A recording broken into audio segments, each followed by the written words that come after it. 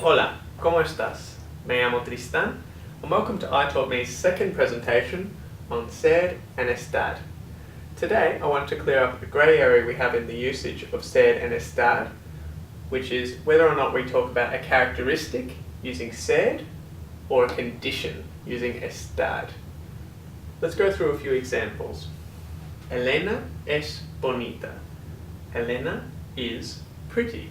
They're using ser because we simply want to say that being pretty is a characteristic of Elena. She is pretty. Simple sentence. However, when we use estar, it becomes a condition. Let's go through this example. Cuando María lleva su vestido rojo, ella está muy bonita. So when Maria wears her red dress, she is very pretty. Here we use a condition.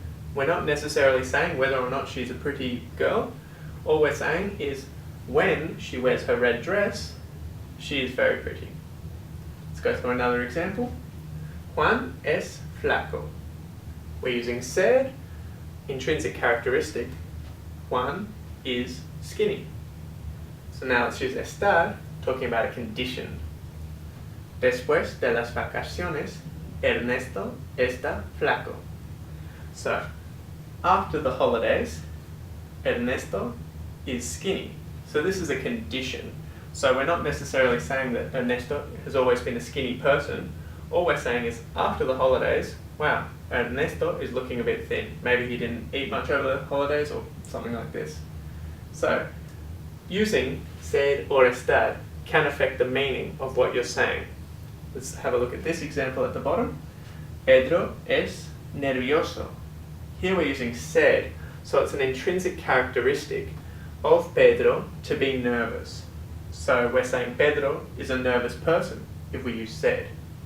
Whereas if we use estar, it becomes a condition. Pedro está nervioso. Pedro is nervous as a condition.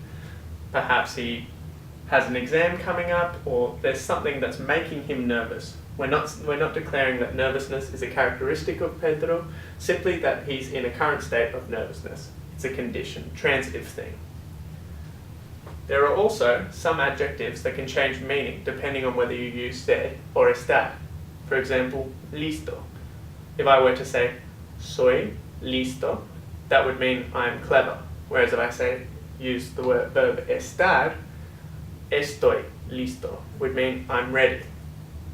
So, I hope that's cleared up any doubts you might have with the usage of ser and estar. If you have any questions, feel free to leave a comment below. Subscribe to the channel if you haven't already, and hope you've enjoyed the content. Thanks guys, hasta la próxima. See you next time.